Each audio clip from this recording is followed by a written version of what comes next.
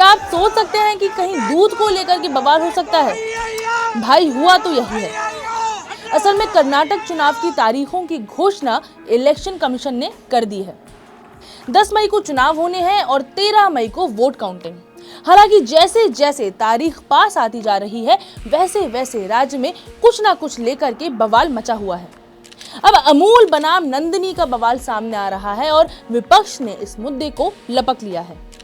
क्या है पूरा मुद्दा, क्या है नंदिनी, क्या है पूरी टेंशन और क्या होगा इसका पॉलिटिकल इम्पैक्ट, जानेंगे आज इस एक्सप्लेनर में। सो हेलो, मैं हूं साहिबा खान और आप देख रहे हैं अनकट। 10 मई को कर्नाटक विधानसभा चुनाव की तारीख तय हो चुकी है और अब सभी पार्टियों ने जम करके कमर कस ली है क्योंकि ज्यादा समय बचा नहीं है। तारीखों के ऐलान के बाद हर पार्टी के लिए और खास तौर पर सत्ताधारी पार्टी बीजेपी के लिए राज्य में हुई हर घटना काफी अहम हो जाती है। चुनावी मौसम में पनपा एक एक मुद्दा पूरा समीकरण बदल सकता है, गेम उलट सकता है। अब कर्नाटक में भी कुछ ऐसा ही देखने को मिल रहा है जिसका बीजेपी को बड़ा खामियाजा भुगतना पड़ सकता है। स्कैंडल है दूध बेचने वाली कंपनियों के बीच, मगर आप सोच रहे होंगे कि उनकी लड़ाई से इन सबको क्या लेना देना। चलिए तो पहले आपको हम समझाते हैं कि मुद्दा क्या है। क्या है अमूल दूध का मामला। दरअसल अमूल की तरफ से 5 अप्रैल को एक ट्वीट किया गया जिसे लेकर और देखकर विवाद खड़ा हो चला है। इस ट्वीट में अमूल ने बताया था कि वो बेंगलुरु में अपने ब्रांड को लॉन्च करने जा रहा है। अमूल की तरफ से ट्वीट किया गया कि दूध और दही के साथ फ्रेशनेस की एक नई लहर बेंगलुरु आ रही है, ज्यादा जानकारी जल्द ही आएगी। मगर एक ट्वीट पर विवाद क्यों हुआ है, तो इसका जवाब है कर्नाटक के घर घर में दूध की सप्लाई करने वाली कंपनी नंदिनी। नंदिनी पूरे कर्नाटक के ज्यादातर हिस्से को कवर करती है। यह अमूल की तरह दूध सप्लाई करने वाली कंपनी है जो देश में सबसे सस्ता दूध बेच रही है। It's a cooperative. अमूल के ट्वीट के बाद कर्नाटक के लोगों ने इसका जमकर विरोध शुरू कर दिया। लोगों ने कहा कि अमूल ब्रांड कर्नाटक में काम कर रहे नंदिनी ब्रांड यानी कि लोकल ब्रांड को खत्म करने के लिए आ रहा है, जिसे बर्दाश्त नहीं किया जाएगा। ये खासकर विपक्ष का तर्क है, आर्ग्यूमेंट है कि इसमें केंद्र कर्नाटक राज्य की शान के आड़े आ रहा है। विपक्ष का मानना है कि अमूल उनके राज्य के दूध कोऑपरेटिव का बिजनेस खा सकता है। दरअसल अमूल गुजरात का एक बड़ा मिल्क कोऑपरेटिव है जो देश के तमाम बड़े शहरों में डेयरी प्रोडक्ट्स बेचने का काम करता है। वहीं नंदिनी कर्नाटक में एक ऐसा नाम है जिसे हर बच्चा जानता है। साथ ही साथ नंदिनी जितना सस्ता दूध देता है उतना कोई भी नहीं देता। अब अमूल पर कर्नाटक में नंदिनी के बिजनेस में घुसपैठ करने का आरोप लग रहा है। कर्नाटक के पूर्व सीएम और जेडीएस नेता एचडी कुमारस्वामी ने ट्विटर पर इसे लेकर अमित शाह को घेरा है। उन्होंने आरोप लगाया है कि अमित शाह ने काफी पहले ही इसे लेकर खुद ऐलान कर दिया था। अमूल का यह ट्वीट इसी का नतीजा है। अब आपको बताते हैं कि आखिर अमित शाह ने ऐसा क्या कहा था जिसे लेकर के अब बीजेपी सवालों के घेरे में आ रही है। दरअसल गृह मंत्री अमित शाह ने दिसंबर 2022 में 260 करोड़ रुपए की एक मेगा डेयरी का उद्घाटन किया था। इसी दौरान अपने संबोधन में अमित शाह ने नंदिनी ब्रांड को अमूल के साथ मर्ज करने की बात कही थी।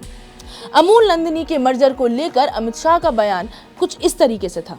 मैं ऐसे प्रदेश से आता हूं जहां श्वेत क्रांति ने किसानों की किस्मत बदल दी है। लगभग 36 लाख महिलाओं को सालाना 60,000 करोड़ रुपए अमूल के जरिए उनके बैंक अकाउंट में मिलते हैं। कर्नाटक ने भी अच्छा काम किया है। मैं कर्नाटक के किसान भाई बहनों को आश्वस्त करना चाहता हूं कि अमूल और नंदिनी दोनों इकट्ठा होकर के कर्नाटक के हर गांव में प्राइमरी डेयरी बनाने की दिशा में काम करेंगे। 3 साल में एक भी ऐसा गांव कर्नाटक में नहीं होगा जहां प्राइमरी डेयरी नहीं होगी। मगर बीजेपी के लिए क्यों है ये इतना बड़ा खतरा? अमूल का ट्वीट चुनाव से ठीक पहले आया है जो चुनावी लहर में बीजेपी के लिए किसी बवंडर की तरह दिखने लगा है। फिर से कर्नाटक की सत्ता में आने के लिए जद्दोजहद कर रही बीजेपी के लिए ये एक सेल्फ गोल की तरह नजर आने लगा है। वो इसलिए क्योंकि विपक्ष का मानना है कि बीजेपी गुजरात के मिल्क ब्रांड को कर्नाटक में लाकर नंदिनी को खत्म करने की कोशिश कर रही है। कर्नाटक के लोगों में ये मैसेज जा चुका है कि उन्हें सस्ते में दूध बेचने वाला लोकल ब्रांड नंदिनी खतरे में है। ऐसे में बीजेपी के लिए ये चुनौती सबसे बड़ी होगी कि कैसे वो लोगों को इस मुद्दे से डाइवर्ट कर सकती है या फिर उन्हें अपने हिसाब से समझा सकती है। अब इसके सियासी मायने क्या है वो समझ लेते हैं। तो जी नंदिनी ब्रांड पर अगर किसी भी तरह के खतरे की सुगबुगाहट सुनाई देती है और विपक्ष इस बात को लोगों तक अच्छे तरीके से पहुंचा पाता है तो बीजेपी को बड़ा डेंट लग सकता है। कर्नाटक के करीब 22,000 गांवों में नंदिनी ब्रांड का नेटवर्क फैला है। इसके साथ ही साथ करीब 24 लाख दूध उत्पादक और 14,000 कोऑपरेटिव सोसाइटीज जुड़ी हैं, जो रोजाना करीब 84 लाख किलो दूध प्रोड्यूस करती हैं। इसलिए राज्य में किसी भी सरकार ने आज तक कर्नाटक मिल्क फेडरेशन यानी कि KMF के ब्रांड नंदिनी के लिए कोई भी शर्तें तय करने की कोशिश तक नहीं की है।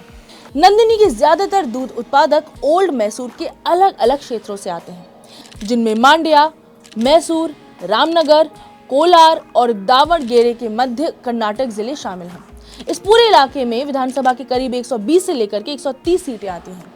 अब ये सीटें कर्नाटक में चुनावी समीकरण बना सकती हैं और बिगाड़ भी सकती हैं। इसलिए अब नंदिनी ब्रांड बनाम अमूल का ये मुद्दा विपक्ष यानी कि कांग्रेस और JDS के लिए संजीवनी साबित हो सकता है। वहीं बीजेपी ने अगर अगले कुछ दिनों में इसकी काट नहीं निकाली तो ये मुद्दा उनके लिए घातक साबित हो सकता है। मगर क्या वाकई में अमूल नंदिनी को निगल सकता है? ये तो आंकड़ों और फैक्ट से ही पता चल पाएगा। तो चलिए वो भी कर लेते हैं। इंडियन एक्सप्रेस में हरीश दामोदरन और सनात प्रसाद लिखते हैं कि कोई भी डेयरी, चाहे वो अमूल ही क्यों ना हो, अमूल जितनी बड़ी डेयरी ही क्यों ना हो, नंदिनी का मुकाबला कर ही नहीं सकती। वजह है कम पैसा।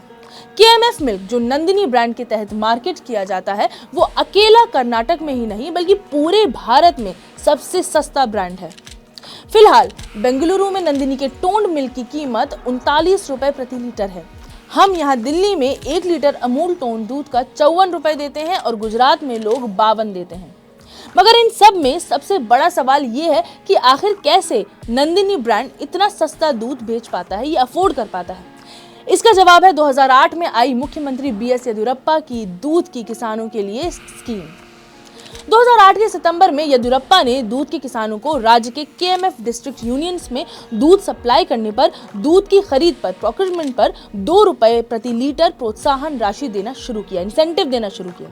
फिर 2016 में सिद्धारमैया की कांग्रेस सरकार ने उसी इंसेंटिव को बढ़ा करके 5 रुपए कर दिया प्रति लीटर। फिर 2019 में येदियुरप्पा सरकार फिर से आई और यही पैसे बढ़ करके 6 रुपए हो गए। जानकारों की माने तो हर साल कर्नाटक सरकार को ये इंसेंटिव करीब 1200 करोड़ रुपए का पड़ता है। अब इससे 2 बड़ी चीजें हो गई हैं। एक तो ये कि कर्नाटक में इससे डेयरी को बहुत बढ़ावा मिला है, और दूसरा कि ये स्कीम आई तो थी दूध के किसानों के लिए, मगर अंत में दूध एंड कस्टमर के लिए भी काफी सस्ता पड़ गया। तो ये हुई विन विन सिचुएशन। अभी बहुत मुश्किल है, नेक्स्ट टू इम्पॉसिबल है कि कोई भी बड़ी डेयरी कर्नाटक की नंदिनी को ओवरटेक कर ले या फिर उसे निगल ले। Gujarat cooperative milk marketing federation limited equals to Amul, इनके मैनेजिंग डायरेक्टर जयंत मेहता ने इंडियन एक्सप्रेस को बताया है कि पहली बार तो नहीं है कि जब कर्नाटक में वो एंट्री ले रहे हैं। हुबली और बेलगाम में भी उनके प्रोडक्ट्स बिकते हैं। उनका नंदिनी से कोई भी कंपटीशन नहीं है क्योंकि वो बहुत सस्ता दूध बेचते हैं और वो खुद यानी कि अमूल, उनके लिए यही करना काफ़ी मुश्किल है।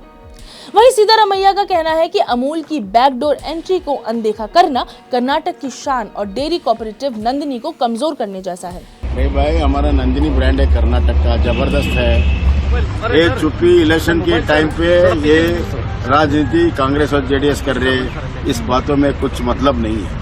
तो ये थी आज की बड़ी खबर का पूरा जायजा। वैसे तो बसवराज बोम्मई ने भी ये कह दिया है कि ये जो मर्जर की बात हो रही है इसमें कोई भी सच्चाई नहीं है, मगर आगे देखते हैं होता है क्या। चुनाव पास है, आप भी यहीं हैं, हम भी यहीं हैं। फिलहाल मुझे दे इजाजत, मैं हूं साहिबा खान और आप देख रहे हैं अनकट।